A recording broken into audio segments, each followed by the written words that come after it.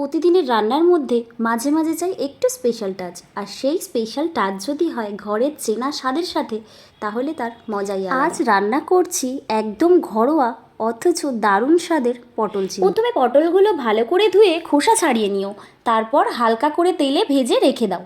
এখন প্যানে সামান্য তেল দিয়ে গোটা জিরে ফোড়ন দাও, তারপর আলু ছাড়িয়ে টুকরো করে দিয়ে দাও, আর তার সাথে দাও পেঁয়াজ আর শুকনো লঙ্কার বাটার একটা মিশ্রণ। বেশ ভালোভাবে কষিয়ে নিও। এবার 1 চামচ আদা রসুন বাটা দাও, আরও একটু কিছুক্ষণ কষিয়ে নাও। কি সুন্দর একটা গন্ধ আসছে তো। এবার আসছে মশলার পালা।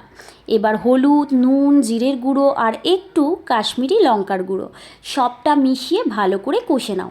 সামান্য জল ছিটিয়ে 2 মিনিট মতো রান্না করো, যেন মশলাটা ভালোভাবে বসে যায়। এখন আলুর মাঝখানে একটু ফাঁকা করো, তার ভেতরে দিয়ে দাও নুন হলুদ মাখানো কাঁচা চিংড়ি মাছ। হালকা ভেজে নাও, তারপর পুরোটা ভালো করে মিশিয়ে নাও। এবার আগে থেকে ভাজা পটলগুলো দিয়ে দাও, আরও 2-3 মিনিট ভালোভাবে মিশিয়ে পরিমাণ মতো জল দাও। এবার ফুটে উঠলে 1 চামচ গরম মশলা ছড়িয়ে দাও। ব্যাস, রান্না শেষ। দেখে কেমন সহজে বানিয়ে ফেললে পটল চিংড়ি। একবার রেঁধে দেখো, বাড়ির সবাই আঙুল চেটে খাবে, গ্যারান্টি দিলাম আমি। তোমার কোনো প্রশ্ন থাকলে নিচে কমেন্ট করে আমাকে জানাতে পারো, আমি কিন্তু উত্তর দিতে প্রস্তুত আছি। ভালো লাগলে একটা লাইক করো, আর এরকম নতুন নতুন রেসিপি পেতে আমার চ্যানেলটা অবশ্যই সাবস্ক্রাইব করে নিও। আজকের মতো এখানেই শেষ করলাম। দেখা হচ্ছে পরের একটি রেসিপিতে।